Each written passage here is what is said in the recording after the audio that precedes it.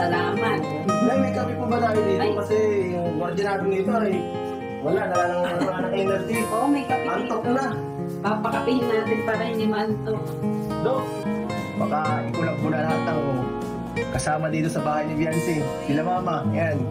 Hindi po mangyari, sir.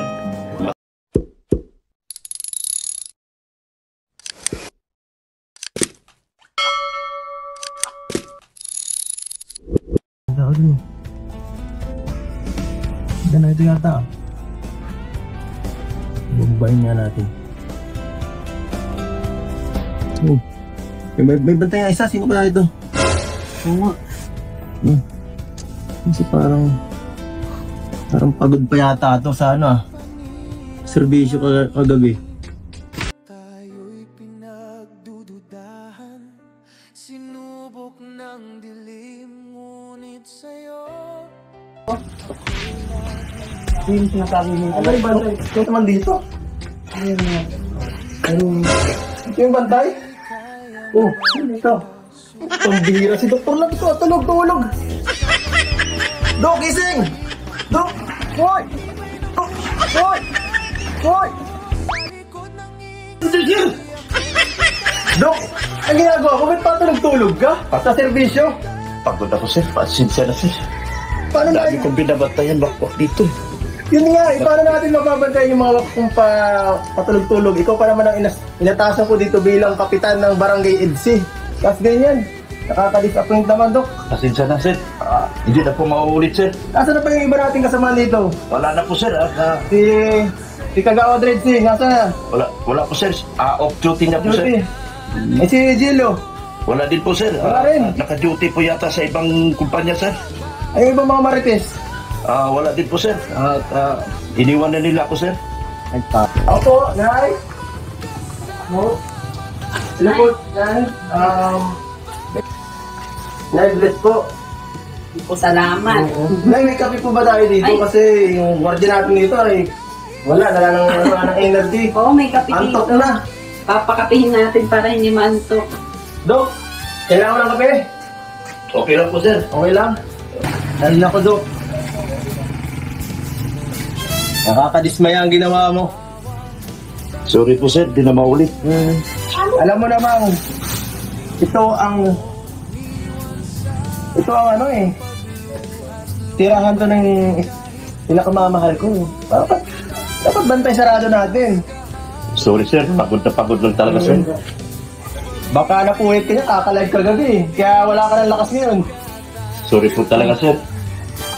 Hindi na po mauulit, sir. Kasalanan ko po, sir. Wala ka bang kapalitan dito, Dok? Meron po, kaso mamaya pa po sir ang Mamaya pa. papalit sa akin, sir. Ano ba yan?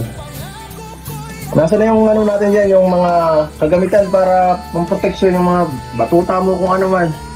Andito po, sir. Dito po, oh. Yun, oh. Marunong ko bang gumamit yan? Marunong po, sir. Yan, sir, oh. Matalas po yan, sir. Parang Mm. pampalo man lang yata yan eh. Hindi, sir. Pang ano po yan. Pang... Minsan, nakakatama din minsan. Minsan, hindi. Ito, sir, puro hospital. Mag-ingat ka sa paggamit niya, baka ka makadisgrasya ha. Puro gas-gas lang, sir. Ginagamit ito, sir. Ganyan, oh.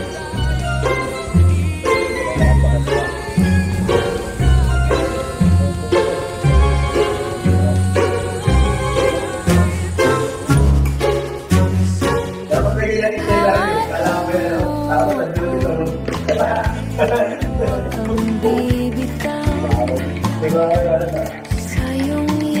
Kaya puyat si Dok.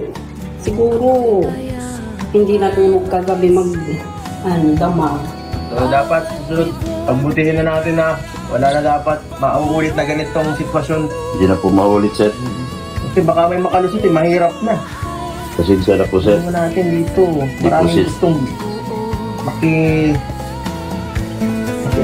Di po sinasadya. Kape ka na muna, Dok. Ito na pala yung kape mo, Dok. Ano yun? Oh. Hindi ka antokin. Salamat, ma'am. Salamat po ng marami, ma'am. Yan. Grabe. Dok, laki-laki ng pasahod sa'yo eh.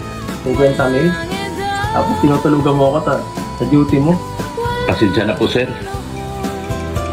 Hindi po talaga sinasadya na nakatulog ako, sir. lagi akong gising, sir, magdamag. Natsimpo lang talaga, sir, na dumating ka. Kung kailan na darating mo na at inspection mo, sir, bigla ko na edit. Yun nga, dapat lagi tayong alerto. Yan.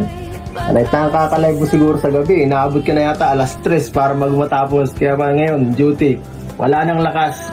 Baka sakali lang po ako, sir, na kumita, sir. Kaya po ako nagda-live.